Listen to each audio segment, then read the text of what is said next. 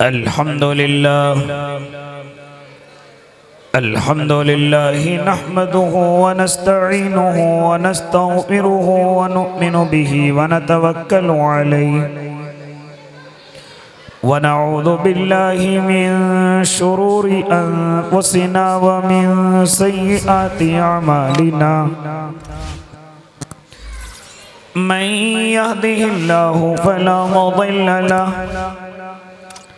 ومن يضلله فلا هادي له ونشهد أن لا إله إلا الله وحده لا شريك له ونشهد أن سيدنا وحبيبنا وشفيعنا وسندنا ومولانا محمد أرسله بالحق بشيرا ونذيرا وداعيا إلى الله بإذنه وسراجا منيرا وصلى الله تعالى على خير خلقه محمد وعلى آله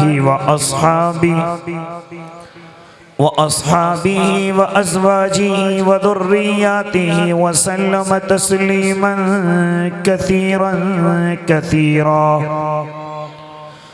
أما بعد فأعوذ بالله من الشيطان الرجيم بسم الله الرحمن الرحيم إنما يخشى الله من عباده العلماء وقال النبي صلى الله عليه وسلم العلماء ورثة الأنبياء صدق الله العظيم وصدق رسوله النبي الكريم ونحن على ذلك من الشاهدين والشاكرين والحمد لله رب العالمين.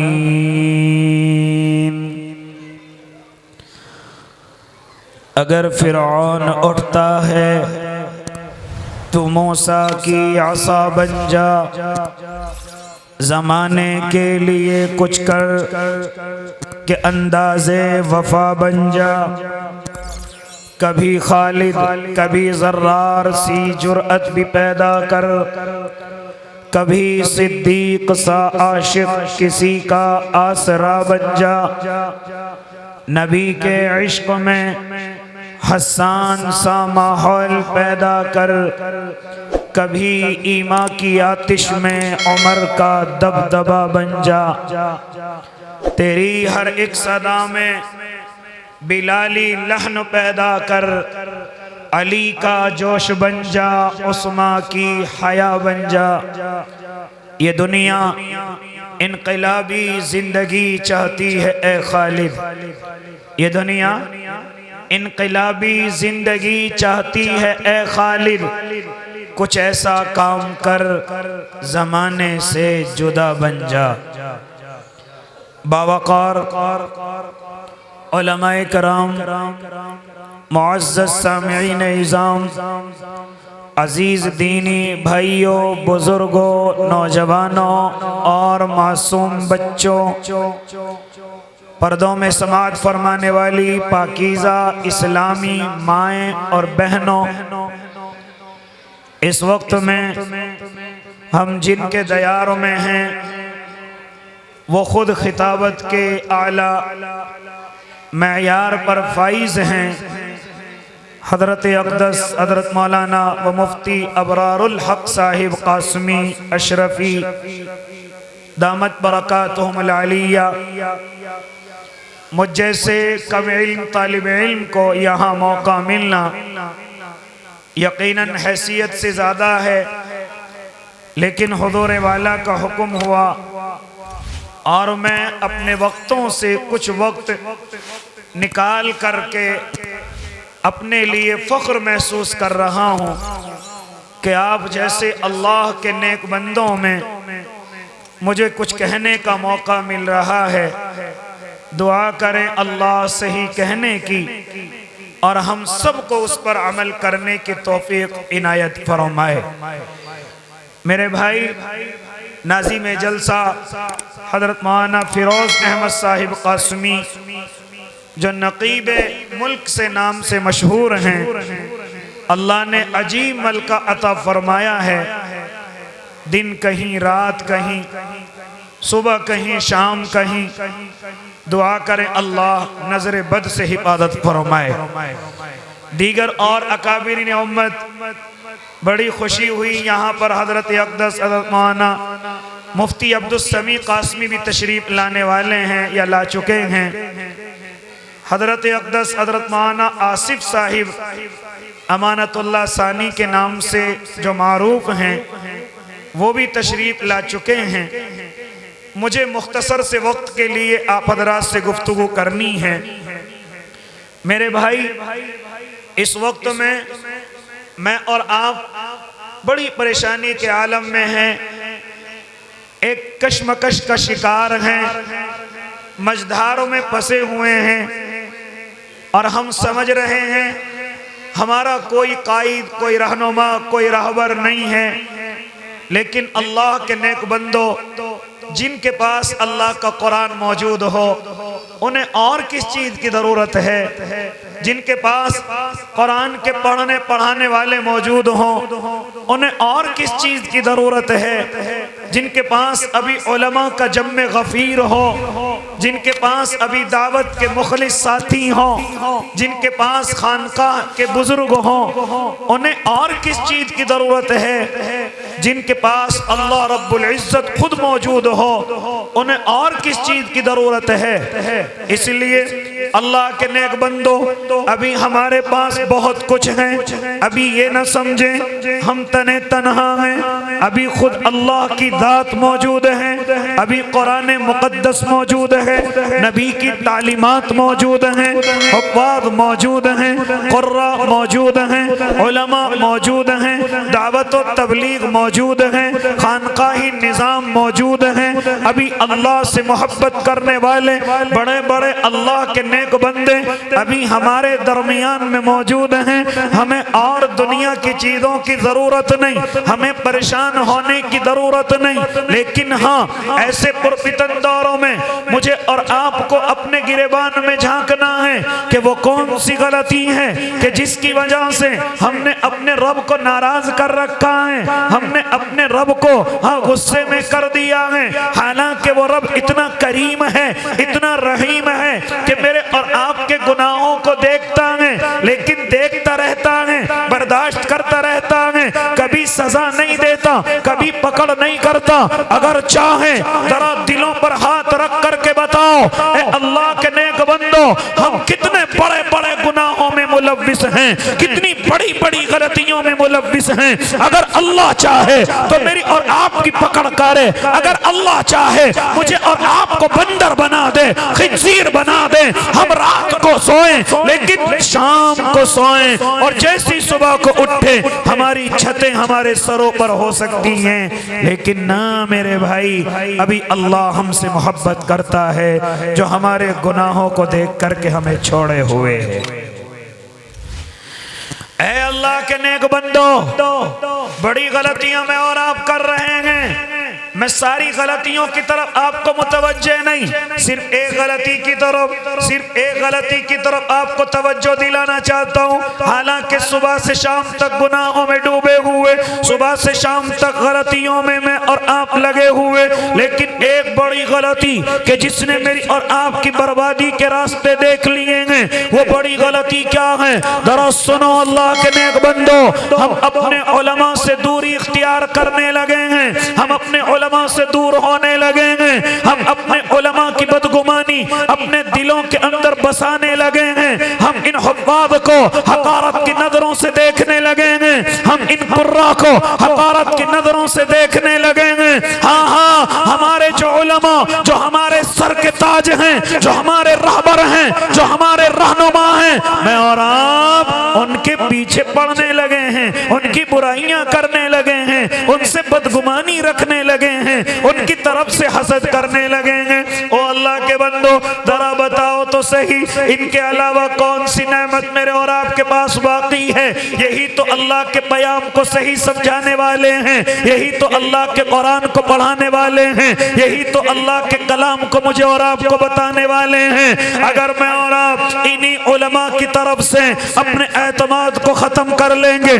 بھروسے کو کم کر لیں گے، تو ذرا بتاؤ تو صحیح، پھر تو ایمان کی سطح کمزور ہو جائے گی، پھر تو ایمان و یقین کمزور ہو جائیں گے۔ مجھے اور آپ کو ان پرفتن دور میں اگر سب سے زیادہ کسی بات پر عمل کرنا ہے تو وہ عمل یہ ہے کہ میں اور آپ اپنے علماء سے محبت کریں، میں اور آپ اپنے ان رہنماؤں سے محبت کریں۔ اے اللہ کے بندے، جانتا ہے اس محبت میں تجھے کیا ملے گا؟ تجھے بتلاتا چلوں۔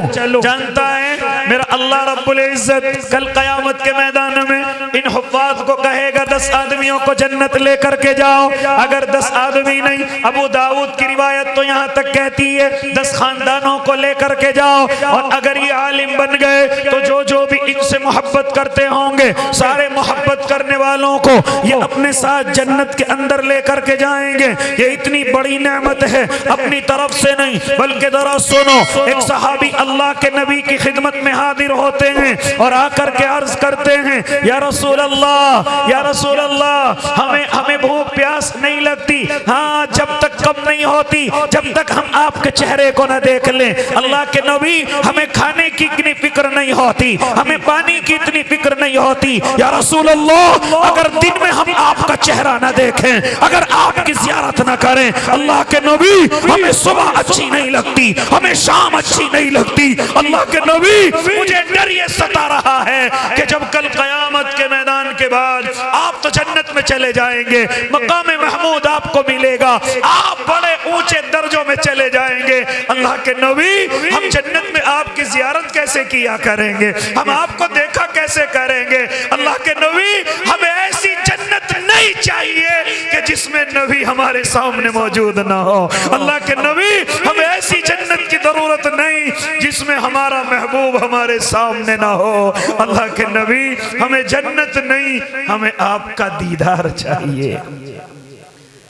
اس قدر محبت کرتے تھے میرے اور آپ کے آقا محمد عربی صلی اللہ علیہ وسلم۔ اپنے صحابی کے ان کلمات کو سنتے ہیں اور مسکرا دیتے ہیں، فرماتے اے میرے صحابی، گھبرانے کی ضرورت نہیں، میرے صحابی آنسو بہانے کی بھی ضرورت نہیں۔ ہاں ذرا سن لو، المرء مع من احبا، جو جس سے محبت کرے گا وہ اسی کے ساتھ ہوگا۔ یہ کون فرما رہا ہے؟ یہ میرے اور آپ کے آقا فرما رہے ہیں۔ اگر میں اور آپ اپنے علماء سے محبت کریں گے، انشاءاللہ جنت میں بھی انہی کے ساتھ رہیں گے۔ نعرہ تکبیر، نعرہ تکبیر۔ حضرت مفتی محمد خالد صاحب، عظمت صحابہ، مدرسہ مصباح العلوم، جنت میں بھی انہی کے ساتھ رہیں گے۔ نوجوان کس سے محبت کرنے لگا؟ ذرا غور کر، اگر اللہ نے تجھے اسی کے ساتھ کر دیا، کیا اللہ کے سامنے منہ دکھانے کے لائق رہے گا؟ کیا انسانوں کو منہ دکھانے کے لائق رہے گا؟ کس سے محبت کرتا ہے؟ ذرا گریبان کے اندر جھانک لینا۔ میں نہیں کہتا، تیرے اندھیروں پر اللہ نے پردہ ڈال رکھا ہے، تیرے گناہوں کو اللہ نے چھپا رکھا ہے، لیکن ذرا سا میرا جملہ اپنے دل میں بٹھا لینا کہ ہم جس سے محبت کریں گے کل قیامت میں اسی کے ساتھ ہوں گے۔ ذرا اب دیکھنا، ہم کل قیامت میں کس کے ساتھ سب کے سامنے آنے والے ہیں۔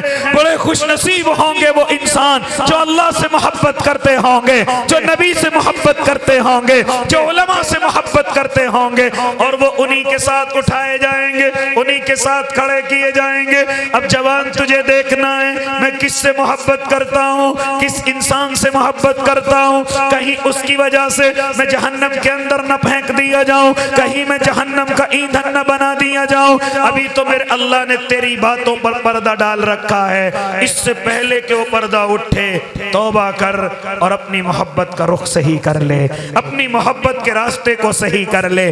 اسی لیے اے اللہ کے نیک بندے، آج جب ہم بڑی بڑی غلطیاں کر رہے ہیں، ان میں سے ایک غلطی یہ کہ ہم اپنے علماء سے بدگمانی رکھنے لگیں گے، علماء سے نفرت کرنے لگیں گے۔ ہاں مجھے کہنے دیجئے، میں خود اسی راستے کا مسافر ہوں جس راستے کا مسافر مفتی ابرار ہے، میں خود اسی راستے کا مسافر ہوں۔ مجھے کہنے دیجئے، میرا یہاں استقبال ہوا، میری گردن میں مالائیں ڈالی گئی اور آپ نے مجھے بڑے اچھی عزتوں سے نوازا، لیکن ابھی جب میں شام کو مسجد کے اندر جاؤں گا، میرے کچھ مقتدی ایسے ہوں گے جو مجھے گھور کر کے دیکھ رہے ہوں گے، میرے کچھ مقتدی ایسے ہوں گے جو بدگمانی میں لگ رہے ہوں گے، میرے کچھ مقتدی ایسے ہوں گے جو مجھے کرائے کا ٹٹو کہہ رہے ہوں گے، میرے کچھ مقتدی ایسے ہوں گے۔ اگر تو سمجھ سکتا ہے تو سمجھ لے، اگر تیری بات سمجھ میں آ رہی ہے تو سمجھ لے، پوری دنیا میری قدر کرے، پوری دنیا میری عزت کرے، پوری دنیا میرے گلے میں مالائیں ڈالے،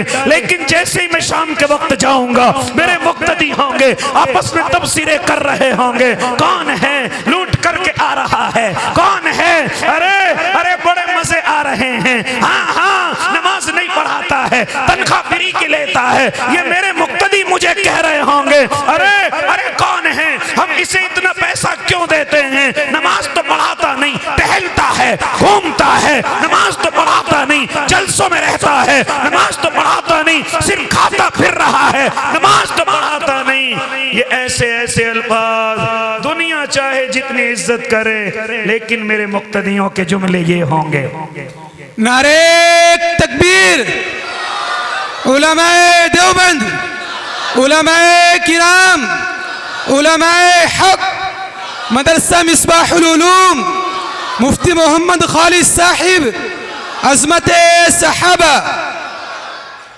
میرے مقتدیوں کے، میں آپ کو نہیں کہہ رہا آپ میں سے نہیں ہوں گے، میں تو آپ سے محبت رکھتا ہوں، آپ تو اپنے امام محترم سے محبت رکھتے ہوں گے، میں اپنے مقتدیوں کی بات کر رہا ہوں، میں تمہاری بات نہیں کر رہا ہوں۔ اس لیے اللہ کے نیک بندو، ایسا بھی نہیں ہے کہ سب ایسے ہی ہوں گے، بعض وہ بھی ہوں گے، بعض میرے مقتدیوں میں سے وہ بھی ہیں جو مجھ سے ملنے کے لیے ترسیں، میرے پاس بیٹھنے کے لیے ترسیں، میرے ساتھ چلنے کے لیے ترسیں، انہی کی محبت تو مجھے مسجد میں روکے ہوئے ہے، انہی کی الفت تو مجھے مسجد میں روکے ہوئے ہیں۔ اگر سبھی ایسے ہو جائیں تو مجھے کون مصلی پر رکنے دے، مجھے کون امامت و خطابت کرنے دے، لیکن کچھ ہیں جو واقعی میں محبت کرنے والے ان مقتدیوں کے اندر ہیں، اور جو بدگمانی کرنے والوں کو جواب دیتے ہیں، جو برائیاں کرنے والوں سے حساب لیتے ہیں۔ اگر کوئی آگے ہاتھ نکالنے کی کوشش کرے، ان کے ہاتھوں کو پیچھے ہٹاتے ہیں۔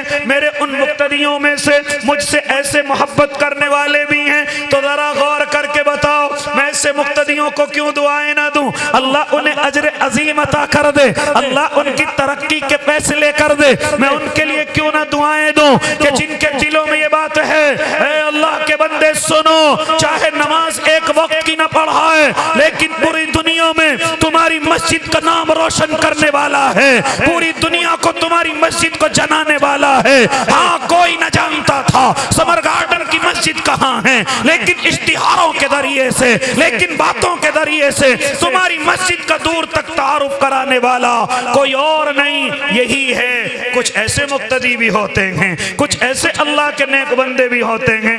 یہ میری قوم کا خاصہ ہے کہ اپنے علماء کے پیچھے پڑنا، پوری دنیا قدر کرتی رہے، لیکن ہمیں نہیں کرنی ہے، ہمیں اپنے دل میں محبت نہیں رکھنی ہے۔ یہ کوئی نئی چیز نہیں ہے، یہ اس قوم کی پرانی کمی ہے، یہ اس قوم کی بڑی پہلی کمی ہے، اور آج سے نہیں۔ مجھے کہنے دیجئے، حضرت نبی علیہ السلام کے زمانے کے بعد ابو بکر کا زمانہ آیا، حضرت عمر ابن خطاب کا زمانہ آیا، اسی زمانے میں حضرت عمر ابن خطاب ہیں جو 22 لاکھ مربع میل کے حاکم ہیں، ذرا سن کیا کہنے لگا ہوں، شاید میری بات تیرے دل تک پہنچ جائے، شاید تو میری بات کو سمجھنے والا ہو جائے۔ ذرا سن اللہ کے نیک بندو، غور کرو، ہمیں اللہ نے علماء کی محبت والی جماعت میں پیدا کیا ہے یا علماء سے نفرت کرنے والی جماعت میں پیدا کیا ہے؟ اللہ کی قسم، اگر محبت والی میں ہو تمہاری ترقی کوئی نہیں روک سکتا، اور اگر مخالفت والی میں ہو تمہاری بربادی کوئی نہیں روک سکتا۔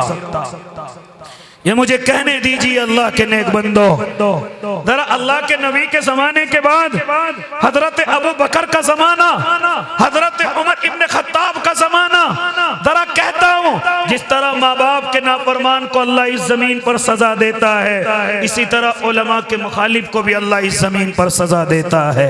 اے اللہ کے بندے، اپنے تجربے سے بتا رہا ہوں، اپنی آنکھوں سے دیکھا ہوا بتا رہا ہوں، تیرا کام نہیں چلتا، کاروبار نہیں چلتا، گھر میں محبت نہیں، اولاد نافرمان ہے، ہاں بڑی بڑی شکایتیں تجھے رہتی ہیں، اللہ کی قسم غور کر، کہیں تو علماء کا مخالف تو نہیں ہے، کہیں تو اپنے ائمہ کا مخالف تو نہیں ہے، اگر نہیں ہے تو پھر تیرے گھر میں محبت کو کوئی نہیں روک سکتا، اور اگر ہے تو پھر یاد رکھنا، پھر تیرے گھر میں انتشار سے تجھے کوئی نہیں بچا سکتا۔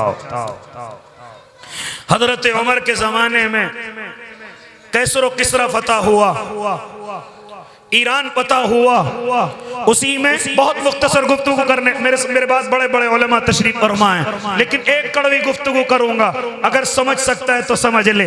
اللہ کے نیک بندے، حضرت عمر ابن خطاب ہیں، ہاں بڑے بڑے علاقوں کو فتح فرمایا، 22 لاکھ مربع میل کے حاکم بن گئے۔ چنانچہ اسی وقت میں حضرت سعد ابن وقاص کو حضرت عمر ابن خطاب نے کوفہ کا گورنر بنایا، کوفہ کی بنو ابس کی مسجد کا امام بنایا۔ یہ ہماری پرانی کمی ہے، سب کی عزت کریں گے لیکن اپنے امام کی نہیں، میں جیسوں کی کر لیں گے لیکن مجھ سے بڑے اپنے امام کی نہیں، مجھ سے اچھے اپنے امام کی نہیں، مجھ سے اچھے اپنے محبت کرنے والے کی نہیں۔ اے اللہ کے نیک بندے سن، حضرت سعد ابن وقاص ہیں، کوفہ کے امام بنا دیے گئے، بنو ابس کی مسجد میں امام بنا دیے گئے۔ حالانکہ اس وقت امام بنانے کا طریقہ یہ تھا کہ جس علاقے کو فتح کیا جاتا اس علاقے کے گورنر کو امام بھی بنایا جاتا، وہ فیصلے بھی کیا کرتا، وہ جہاد کی صفحے بھی بنایا کرتا، وہ لوگوں کے اختلاف بھی ختم کرایا کرتا۔ اسی طریقے سے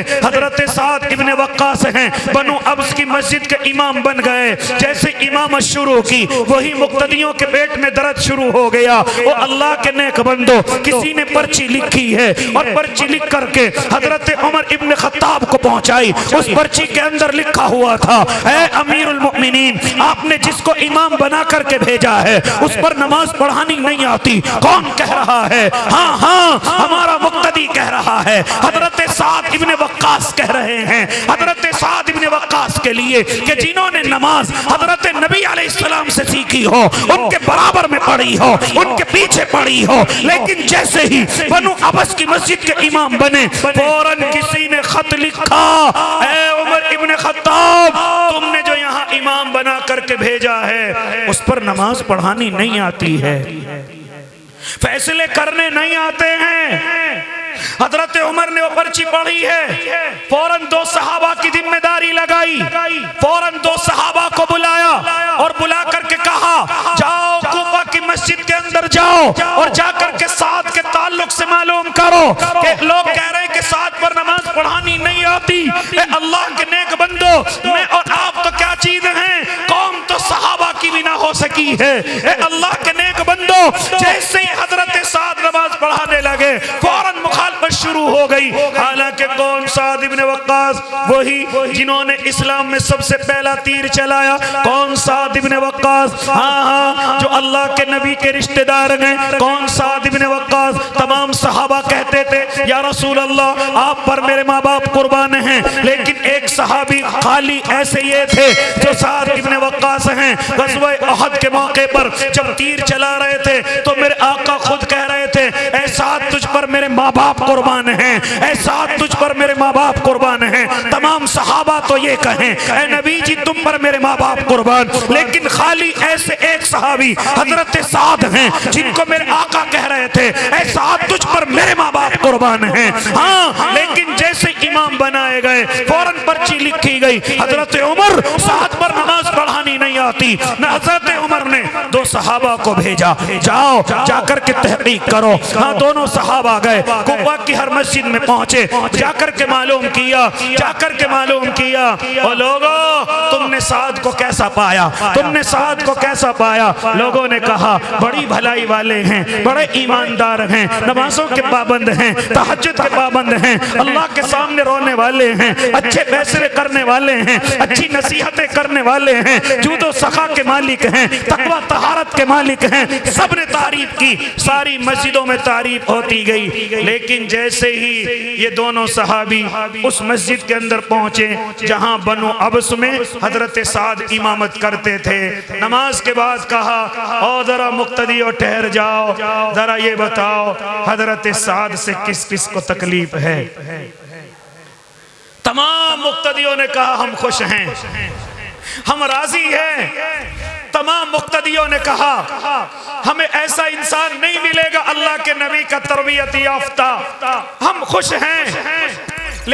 لیکن جیسے ہی وہ اٹھ کر کے چلنے کی کوشش کرتے ہیں، ایک دور پیچھے بیٹھا ہوا زید ابن ارقم کھڑا ہو کر کے کہتا ہے میں کہتا ہوں سعد پر نماز پڑھانی نہیں آتی۔ یہ سینے پر ہاتھ مار رہا تھا اور کھڑا ہو کر کے مسجد میں کہہ رہا تھا میں کہتا ہوں سعد پر نماز پڑھانی نہیں آتی، اس پر فیصلے کرنے نہیں آتے۔ اللہ کی قسم جنہوں نے نماز اللہ کے نبی سے سیکھی ہو، اللہ کے نبی کے برابر میں پڑھی ہو، آج ان پر یہ الزام لگایا جا رہا ہے کہ ان پہ نماز پڑھانی نہیں آتی۔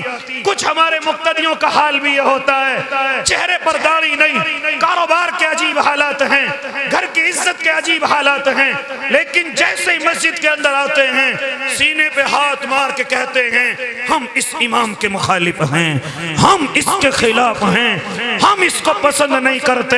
اے اللہ کے نیک بندے جنہوں نے الف سے لے کر کلمتانی حبیبتانی تک صرف نماز کا طریقہ سیکھا ہو، نماز کے فضائل سیکھے ہوں، نماز کے مسائل سیکھے ہوں، اللہ کی قسم مجھے کہنے دیجئے مدرسے کی پوری زندگی جنہوں نے صرف نماز کے طریقے سیکھے ہوں، آج چہرے پر داڑھی رکھنے والا کہتا ہے نہ رکھنے والا کہتا ہے ان پر نماز پڑھانی نہیں آتی، ان پر نماز پڑھانی نہیں آتی۔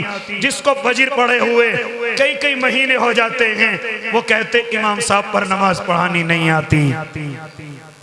میں تمہیں نہیں کہہ رہا ہوں، اپنے مقتدیوں کی بات کر رہا ہوں۔ اس لیے او اللہ کے نیک بندو آپ اپنے دل پر نہ لینا، میں تو اپنی کارگزاری تمہیں سنا رہا ہوں، اللہ کے نبی کی بات تمہیں بتلا رہا ہوں، ذرا سنو۔ جیسے ہی زید ابن ارقم کھڑا ہوتا ہے اور اپنے سینے پر ہاتھ مار کر کے کہتا ہے اے عمر کے بھیجے ہوئے قاصدو ذرا سنو، میں کہہ رہا ہوں کہ سعد پر نماز پڑھانی نہیں آتی۔ اتنا سننا تھا حضرت سعد کی آنکھوں میں آنسو آ گئے، حضرت سعد زارو خطار رونے لگے کہ جن کے لیے راتوں کو میں رویا، جن کی ہدایت کے لیے میں نے اپنی زندگی کھپائی، اپنی جوانی پوری ان میں لگائی، آج جب میں ان کے بیچ میں رہتا ہوا کئی وقت مجھے گزر گئے، کئی سال گزر گئے۔ ہاں ایسے اور بہت سارے ائمہ ہیں جو جوانی سے لے کر بڑھاپے تک ہمارے بیچ میں رہتے ہیں اور ہم ان کو بے عزت کر کے نکالتے ہیں، ہم انہیں ذلیل کر کے نکالتے ہیں۔ اللہ کی قسم ان کی آنکھوں میں بھی آنسو ہوتے ہیں، ان کے دلوں میں بھی آنسو ہوتے ہیں۔ حضرت سعد ابن وقاص جو صبر کا پہاڑ ہے، جو نبی کا عاشق ہے، اللہ کے نبی کا چہیتا صحابی ہے، یہاں تک کہ عشرہ مبشرہ میں جن کا نام ہے، لیکن جیسے ایک مقتدی نے کہا اے سعد میں کہتا ہوں تجھ پر نماز پڑھانی نہیں آتی، ان کی آنکھوں سے آنسو جاری ہو گئے، آنکھوں سے آنسو جاری ہو گئے اور ارشاد فرما رہے تھے اللہم ان کان عبدک ھذا کاذبا قام ریاء والسمعہ باطل فقرہ باطل عمرہ وعرضہ بالفتن۔ یہ سعد ابن وقاص کے الفاظ آج بھی موجود ہیں۔ اس مقتدی کے لفظ سن کر کے حضرت سعد نے ہاتھ اٹھائے اور اٹھا کر کے فرمایا اے میرے ربا اگر یہ اپنی چودراہٹ میں کھڑا ہوا ہے، اگر یہ اپنی بناوٹ میں کھڑا ہوا ہے، مجھے ذلیل کرنے کے لیے کھڑا ہوا ہے، اے میرے رب تو پھر اس کی عمر کو بڑھا دینا، اس کی عمر کو بڑھا دینا، اس کو فقر میں مبتلا کر دینا، اس کو فتنوں میں ڈال دینا۔ یہ الفاظ حضرت سعد کی زبان سے اس وقت نکلے ہیں جب ان کے دل کو تکلیف پہنچی اور آنسو ان کے چہرے پر بہ رہے تھے۔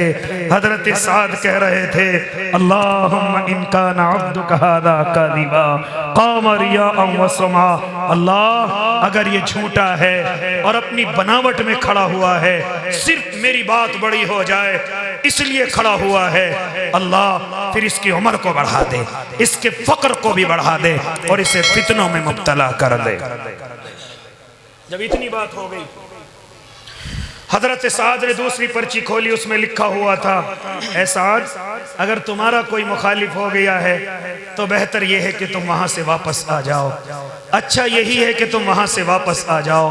حضرت سعد آنسو نکالتے ہوئے مسجد سے باہر نکلے، اللہ نے ان کو اور بڑا عہدہ عطا فرمایا، انہیں فاتح ایران کہلایا گیا، وہ اور بڑے عہدے پر فائز ہو گئے۔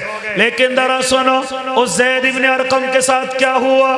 راوی بیان کرتا ہے اس کو بڑھاپا آ گیا، اور اس قدر بڑھاپا آ گیا کہ اس کی بھویں لٹک گئی، ہاں چوپلوں پر کھڑا ہو کر کے بھیک مانگتا تھا، کٹورا لے کر کے کھڑا ہوا ہوتا تھا، کوئی عورت اس کے سامنے سے گزرتی وہ اس کے ساتھ بدتمیزی کرتا تھا۔ بڑھاپا آ گیا اور اس قدر بڑھاپا آ گیا کہ اس کی بھویں لٹک گئی، لیکن کیا فتنے میں مبتلا ہوا، عورتوں کو چھیڑنے لگا۔ کسی نے کہا اے زید یہ کیا کرتے ہو، اے زید یہ کیا کرتے ہو، اتنا کہہ کر کے رونا شروع کر دیتا اور صرف اتنا لفظ کہتا او اللہ کے بندو مجھے خود معلوم نہیں میرے ساتھ کیا ہو رہا ہے، لیکن مجھے پورا یقین ہے یہ میرے امام حضرت سعد کی بد دعا کا اثر ہے، جو میں غریب بھی ہو گیا، میری عمر بھی ختم نہیں ہو رہی اور اللہ نے مجھے فتنوں کے اندر مبتلا کر دیا ہے۔ یہ میں آپ کی بات نہیں اپنے مقتدیوں کی کر رہا ہوں، اللہ تو آپ کو محبت عطا فرمائے، اللہ تمہارا اور مفتی صاحب کا ربط دیر تک اور دور تک اللہ قائم اور دائم رکھے۔ اللہ کی قسم ایسوں کا یہاں رہنا اتنا پابندی کی ضرورت نہیں، ان کا صرف نام ہی کافی ہے، ان کا تعلق آپ کی مسجد سے جڑنا ہی کافی ہے، کیونکہ آپ بہت دور تک جا چکے ہیں، آپ کی تعریفات بہت دور تک ہو چکی ہیں۔ اللہ میری باتوں کو جو میں نے اشاروں میں کی ہیں اللہ سمجھنے کی توفیق عطا فرمائے، آمین۔ وآخر دعواہم ان الحمدللہ رب العالمین۔ ماشاءاللہ بہت اچھے